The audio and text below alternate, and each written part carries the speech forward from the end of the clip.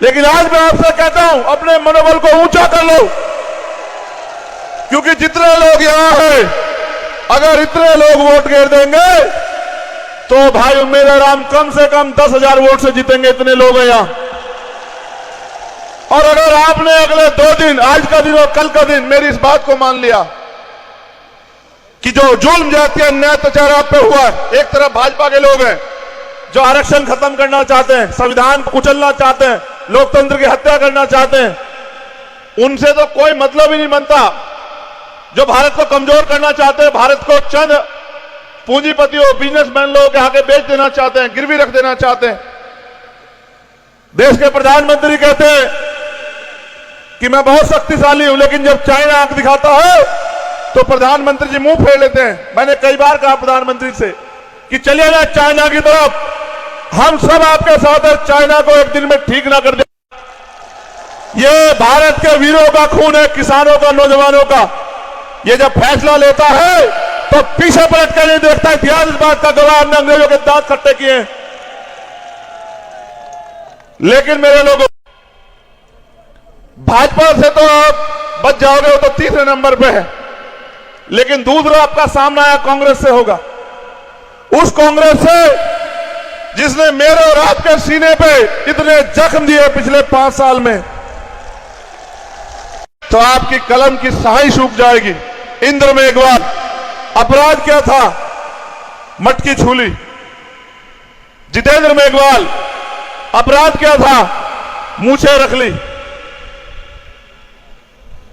कोजाराम मेघवाल, कार्तिक भील, पूरन रेगर, ओम प्रकाश रेगर, ओम प्रकाश जाट, तोला गुजर, नासिर जुनैद, जिन 2 बच्चों को हरियाणा के गुंडे उठा के ले गए और मार मार के इतना, और फिर गाड़ी में बिठा के जिंदा जला दिया। और यहां की सरकार बैठ के तमाशा देखती रही।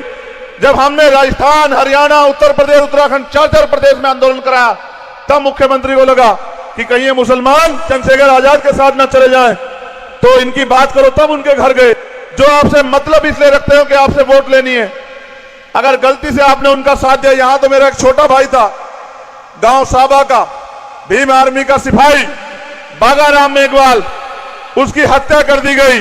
हर हत्या पर मैं लड़ने के लिए आया, मुझे पकड़ के जेल में बंद कर दिया, मुझे पकड़ के दिल्ली छोड़ के आते।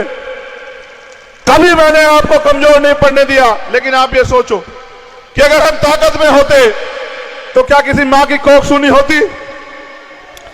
क्या कोई बेटा अपने पिता को खो देता? क्या कोई अपने भाई को खो देता?